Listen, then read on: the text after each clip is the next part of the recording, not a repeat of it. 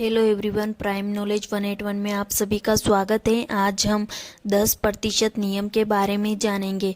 ऊर्जा परिवहन का 10% नियम लिंडमैन द्वारा दिया गया था, अतः इसे लिंडमैन का नियम भी कहते हैं। इस नियम के अनुसार एक स्तर से दूसरे स्तर तक ऊर्जा का स्थानांतरण में केवल 10% ऊर्जा ही स्थानांतरित होती है तथा बाकी की ऊर्जा स्थानांतरण, श्वसन व अपूर्ण पाचन आदि में नष्ट हो जाती है। पेड़ पौधे उत्पादक होते हैं जो विकिरण ऊर्जाओं को लेकर रासायनिक ऊर्जाओं में परिवर्तित करते हैं। यह सूर्य के प्रकाश की उपस्थिति में प्रकाश संश्लेषण की क्रिया करते हैं और अपने भोजन का निर्माण करते हैं। उदाहरण, जब पौधे के पास लगभग 10,000 किलो कैलोरी ऊर्जा है, जब इन पेड़ पौधों को खरगोश प्राथमिक उपभोक्ता खाएगा तो केवल 10% ऊर्जा ही स्थानांतरित होगी। 10,000 किलो कैलोरी का 10% 1,000 किलो कैलोरी।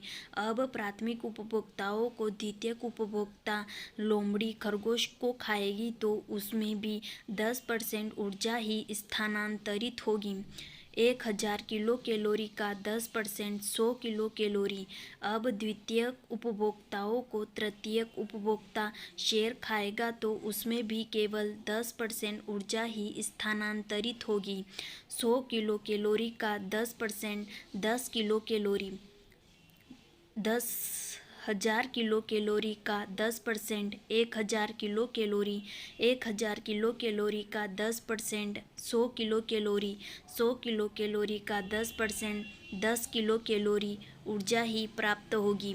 जब तृतीय उपभोक्ता शेर मर जाएगा तो इसके शरीर का अपघटन होगा अपघटकों के द्वारा।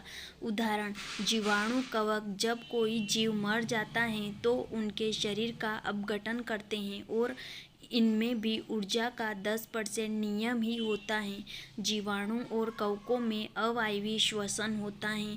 ऊर्जा का 10% स्थानांतरण होता है, बाकी की 90% ऊर्जा वातावरण में चली जाती है। इसे ही 10% नियम कहते हैं। Thank you.